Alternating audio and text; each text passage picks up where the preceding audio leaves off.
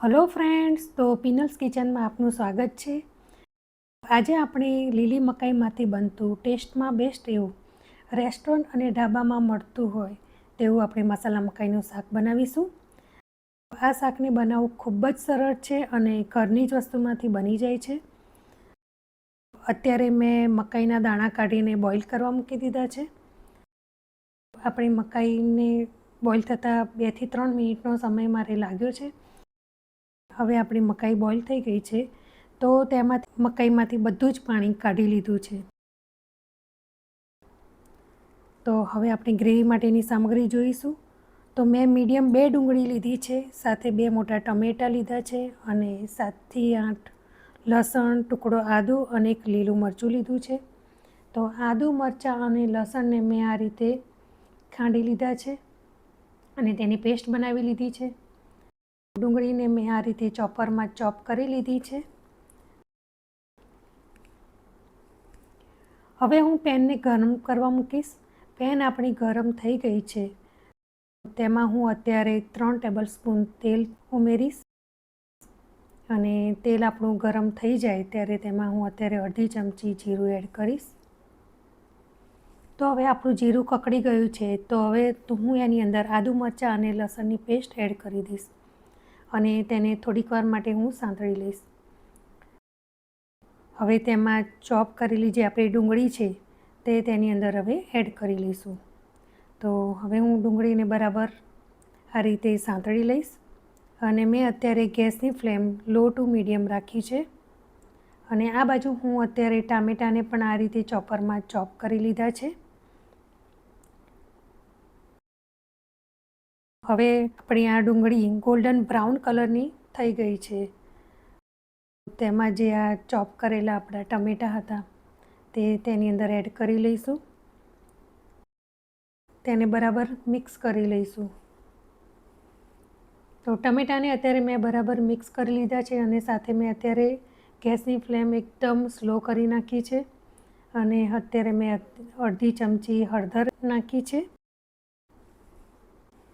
તો 1 ચમચી હું અત્યારે રેગ્યુલર તીખું લાલ મરચું નાખીશ અને સાથે 1 ચમચી કાશ્મીરી લાલ મરચું નાખીશું, 1 ચમચી ધાણા જીરું એડ કરીશું, સાથે મેં અડધી ચમચી શેકેલા જીરાનો પાવડર એડ કરીશું।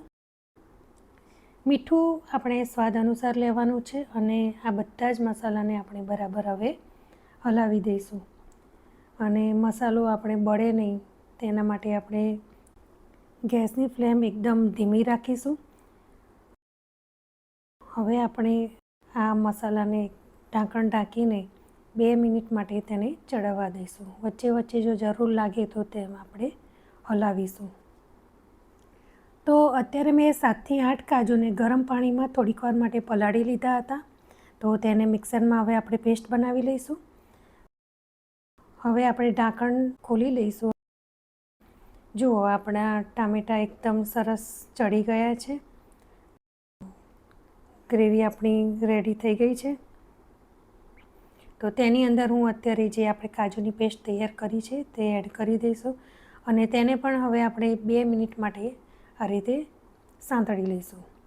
તો પેસ્ટ એકદમ સાંતળતી વખતે આપણું ફ્લેમ મેં અત્યારે ધીમી જ રાખી છે અને પેસ્ટ આપણી સંતળાઈ ગઈ છે અને આ રીતે જુઓ, તેલ આપણું છૂટું પડી ગયું છે સરસ।